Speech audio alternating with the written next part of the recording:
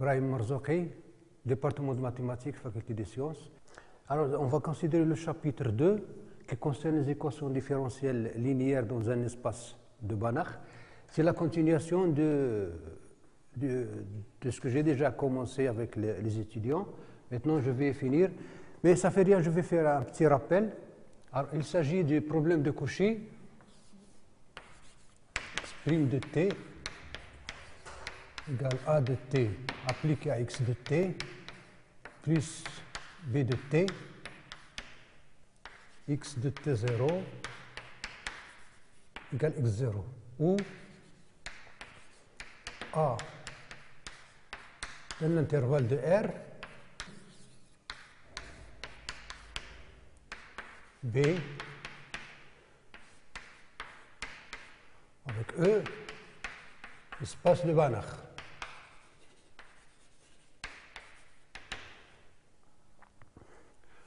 Alors, avec les conditions A et B continues,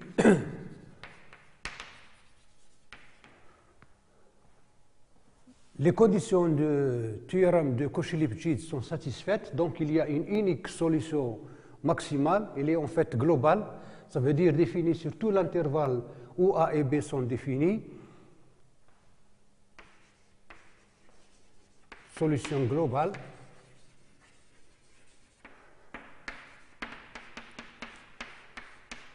Unique.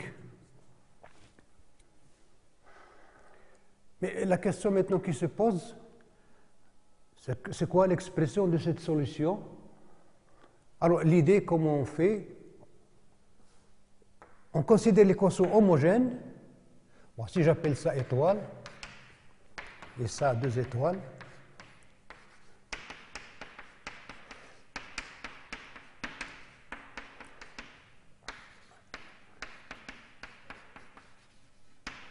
on considère l'équation homogène ici. Ensuite, on construit un opérateur qu'on appelle la résolvante ou bien le noyau résolvant.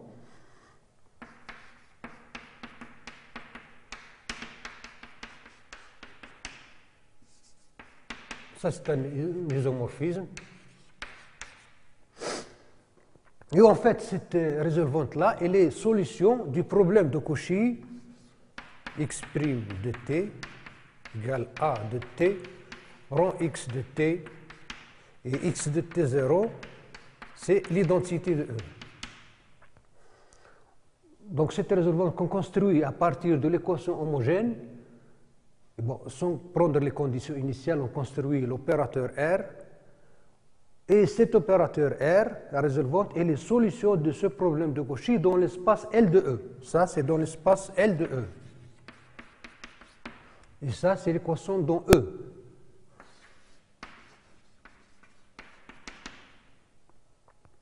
Une fois qu'on a la résolvante qui est solution de ce problème de Cauchy dans l'espace L de E qui est aussi de Banach, les conditions sont satisfaites, on est sûr qu'il y a une solution.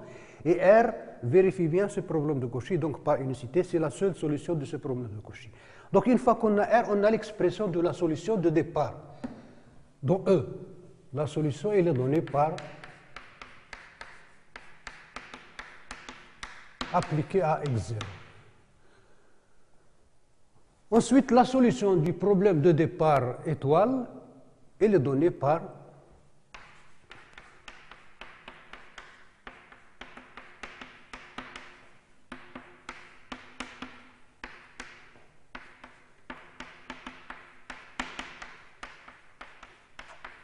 en fait, donc on obtient ce qu'on connaît déjà dans le cas des équations différentielles linéaires dans R, solution homogène plus solution particulière. Donc là, c'est la solution du problème de Cauchy de départ.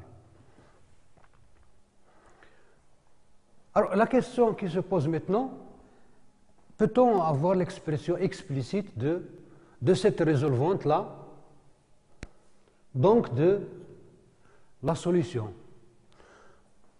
Alors, parmi les situations où on peut trouver explicitement la résolvante, c'est le cas où A ne dépend pas de T.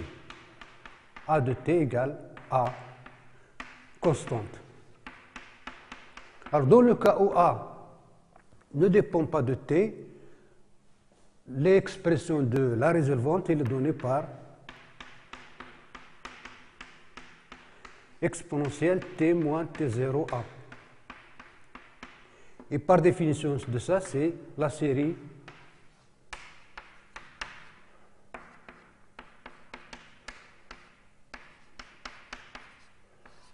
sur factoriel n. Donc, de ce cas particulier à coefficient constante, voici l'expression de la résolvante. Donc, on obtient l'expression de la solution. Donc, la solution explicite, dans le cas constant, est donnée par x de t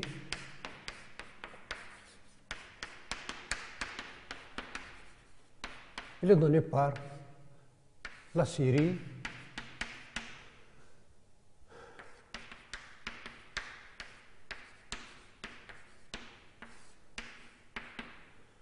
appliquée à x0, c'est-à-dire donc identité de E appliquée à x0 plus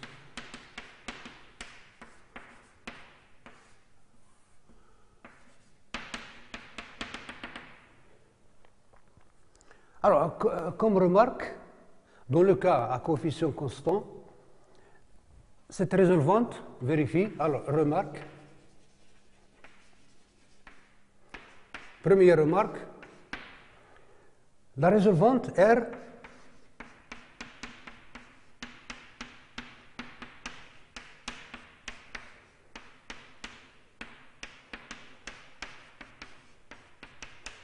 il est invariante par translation. En effet, si je considère cette application-là et celle-là, toutes les deux sont solutions du même problème de Cauchy dans l'espace L de E, avec les mêmes conditions initiales, donc ils sont, et par unicité, ils coïncident. Donc il est invariante par translation. Donc toujours dans le cas constant, attention, parce que A ne dépend pas de T. Deuxième remarque que je veux dire, voilà. Remarque 2, la deuxième remarque. Dans le cas où une nilpotente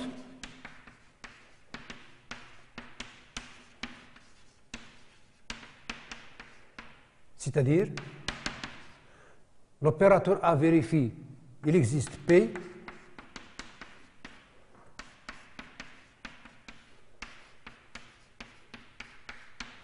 dans le cas où l'opérateur A est nilpotent de degré P, la solution qu'on obtient, c'est un polynôme de degré inférieur ou égal à P. Alors, la solution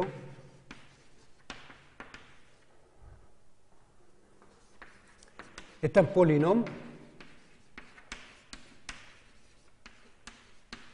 de degré inférieur ou égal à P, P moins 1.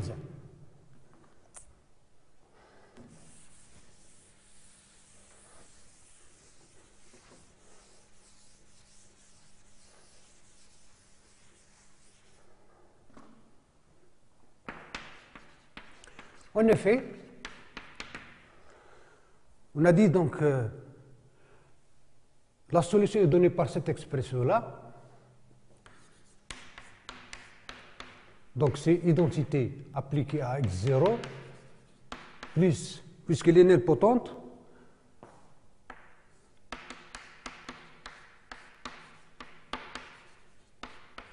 plus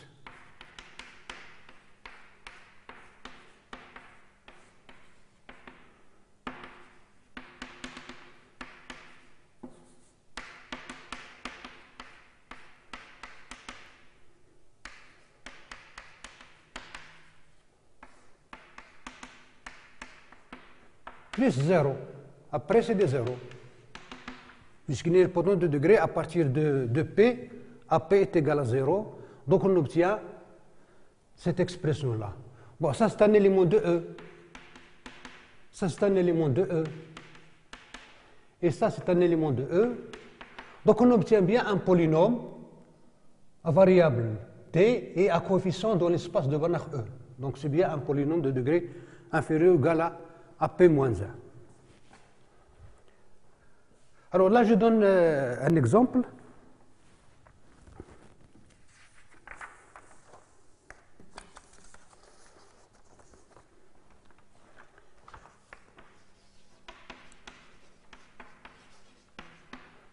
Premier exemple.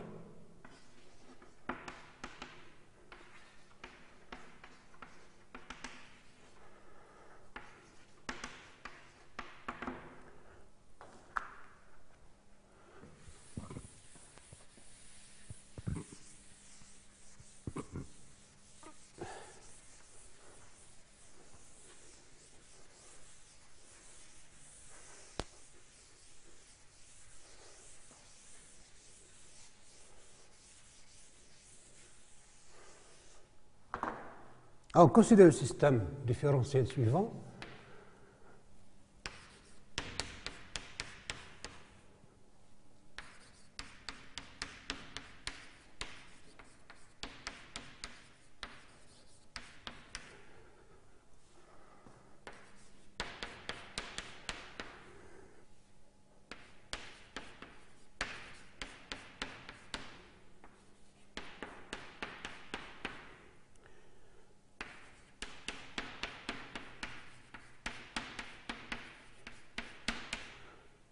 Avec les conditions initiales qui sont données par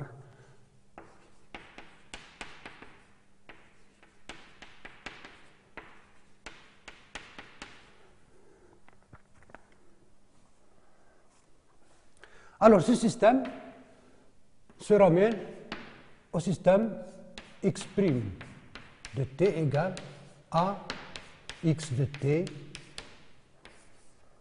x de 0 égale x0, qui est bien 1, 0, 0, avec grand X de t, ce sont les x de t, y de t, z de t qu'on cherche. Et A, c'est la matrice donnée par alors 1, 1, 1, 3, moins 3, 2 tiers, et là, 1, 1, moins 1. Donc le système différentiel se transforme en ce problème de Cauchy-là, avec A donné par cette matrice-là. On est en dimension finie, donc l'endomorphisme est représenté par une matrice qui est donnée par ça. Alors un petit calcul simple donne, si on fait les calculs A carré, on obtient cette matrice-là,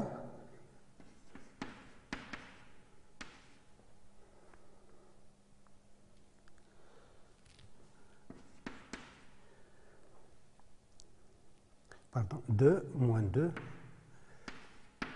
moins 2. Et à 3, c'est 0.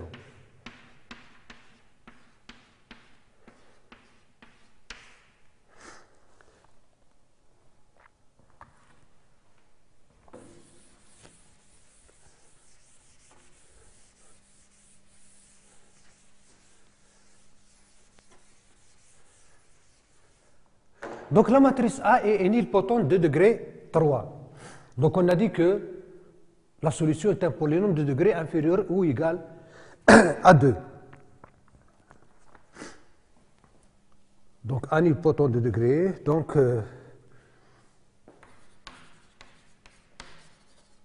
la solution est un polynôme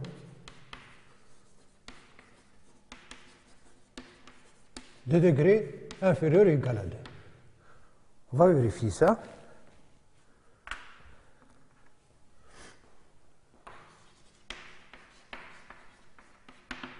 Alors, on a bien la solution donnée par, on a dit c'est la résolvante. Là, l'instant initial c'est 0, appliqué à x0.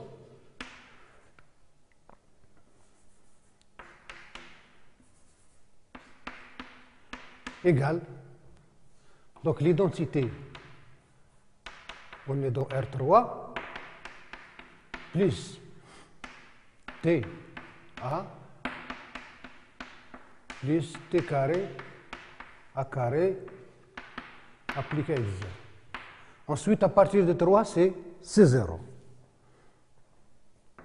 Donc, en effectuant les calculs, nous avons x0 qui est égal 1, 0, 0, A à côté égal, c'est connu. A carré, on remplace. Donc en remplaçant les calculs, on obtient donc 1, 0, 0, plus t, 2 tiers t. On effectue ces calculs-là. Et troisième, c'est 0, t carré sur 3, t carré sur 3.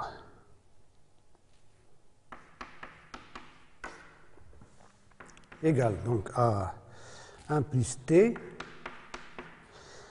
2 tiers t, plus t carré sur 3, et t plus t carré sur 3.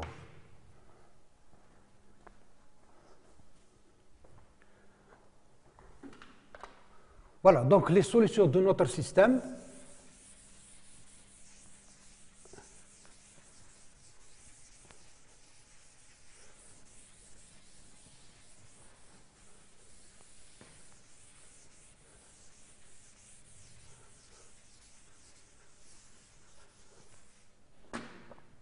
Donc les solutions du système sont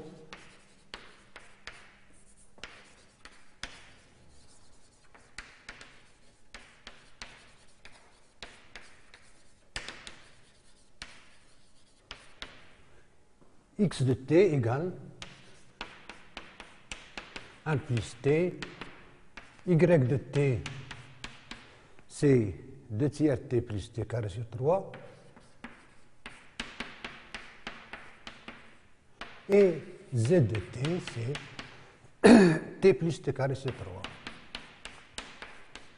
Voilà, on obtient bien, donc, on a dit solution, c'est un polynôme de degré inférieur ou égal à 2. Et le degré de nilpotence de la matrice, c'était 3. Voilà.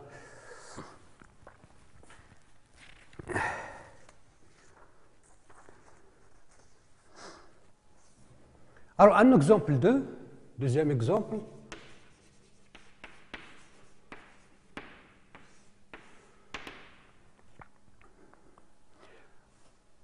C'est le cas où l'espace de Banach est de dimension finie.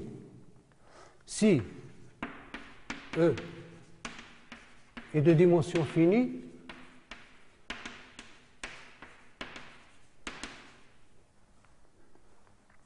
bon, vous savez, si on est en dimension finie, une application linéaire est représentée par une matrice. Donc, travailler avec l'endomorphisme, c'est la même chose que travailler avec sa matrice. Si E est de dimension finie, et si A, la matrice, est diagonalisable,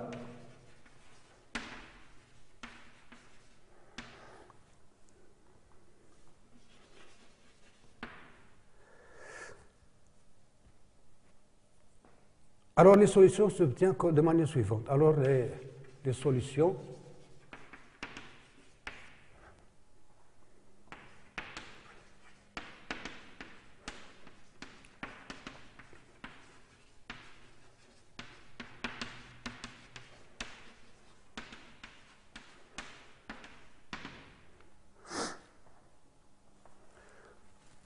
alors, admet n valeurs propres, ou bien soit directement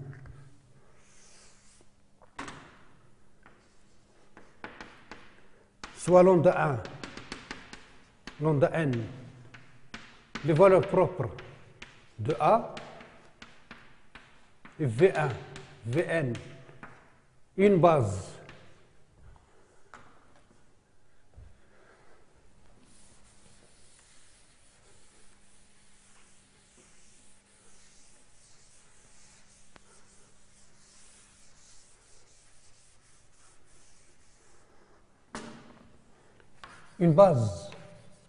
de vecteurs propres associés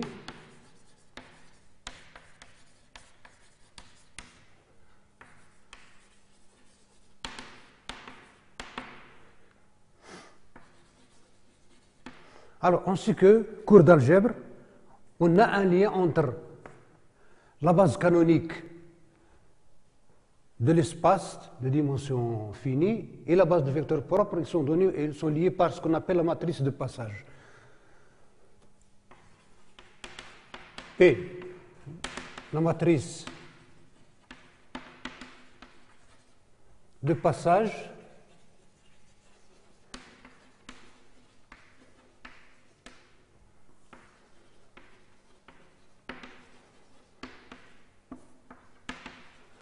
à la base des vecteurs propres.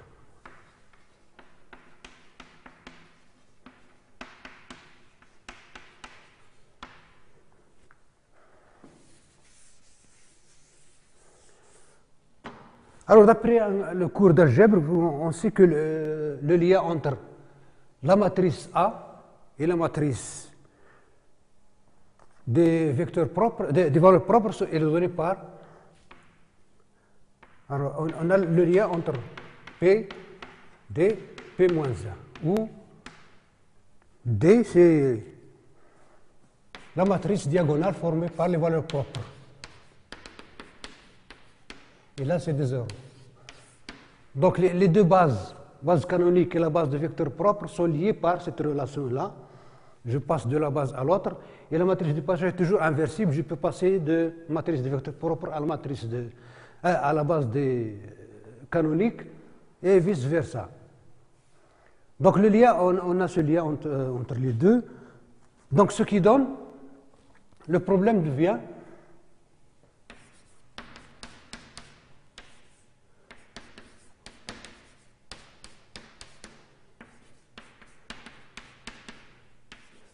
il devient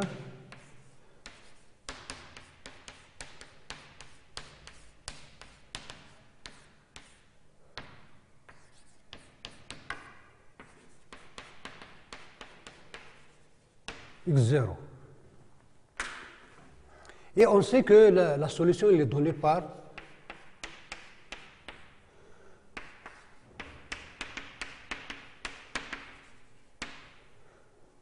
égal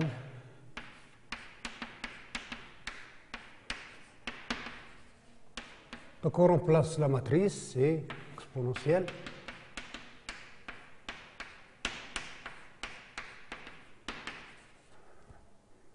et par définition de l'exponentielle d'un endomorphisme, ça donne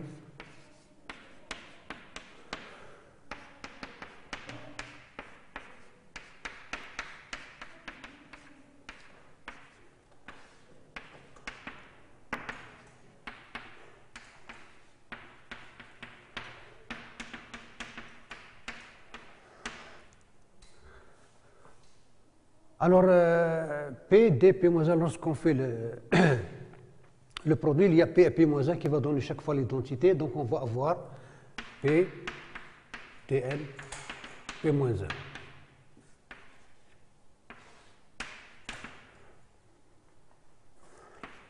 Et P, c'est une matrice, donc elle est continue. Je peux faire sortir de la somme.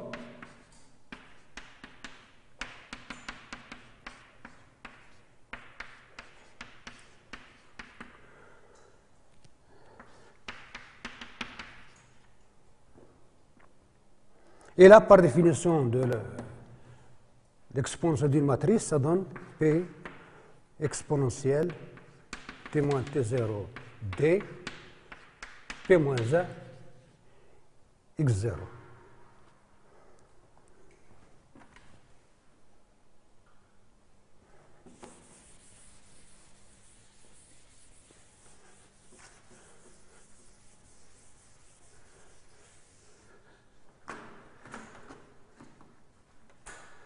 Avec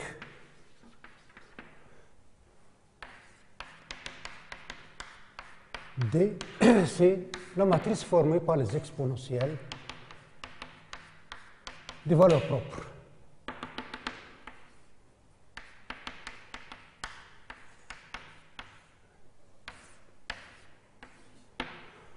Voilà. Alors, comme application de ce que je viens de dire,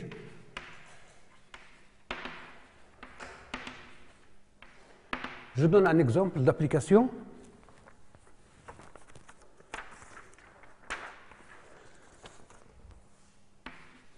Alors, sur le système différentiel,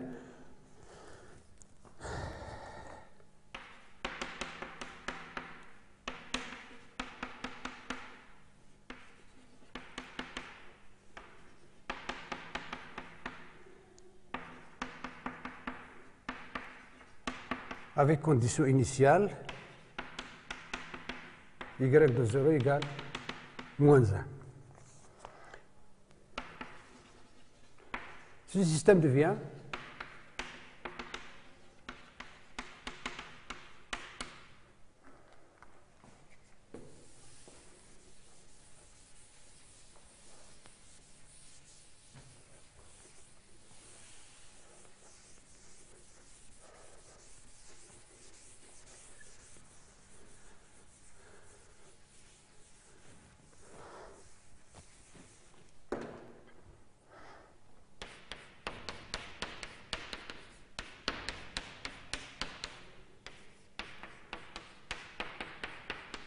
de x0, c'est exactement 1 moins 1.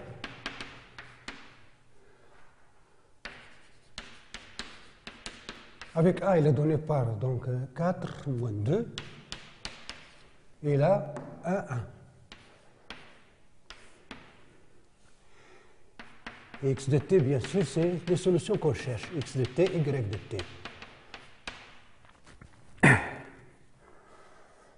Alors, un simple calcul de recherche de valeur propre A admet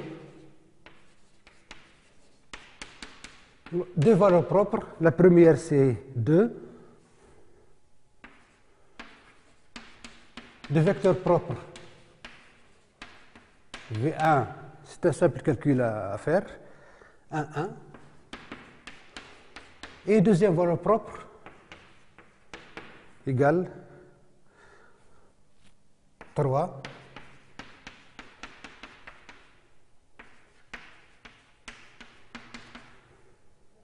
2, 1.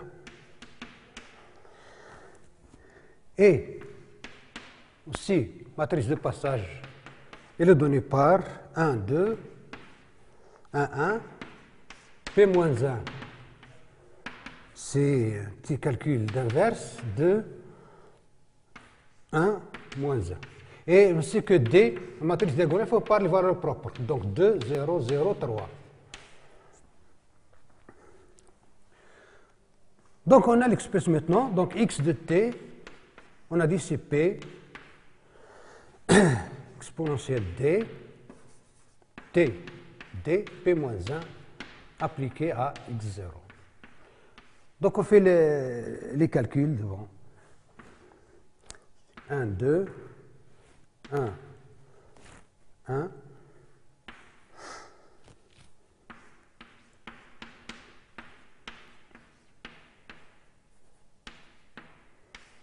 P moins 1, c'est 1 moins 1, 2. 1 moins 1 appliqué à notre x0 qui est 1 moins 1. Voilà, donc j'applique juste la formule de tout à l'heure.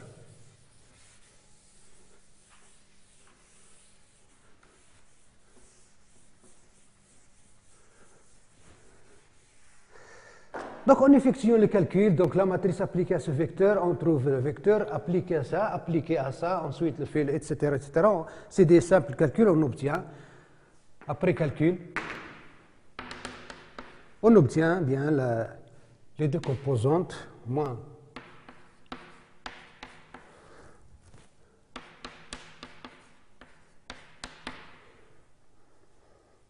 moins 3 exponentielle de t plus 2 exponentielle 3t.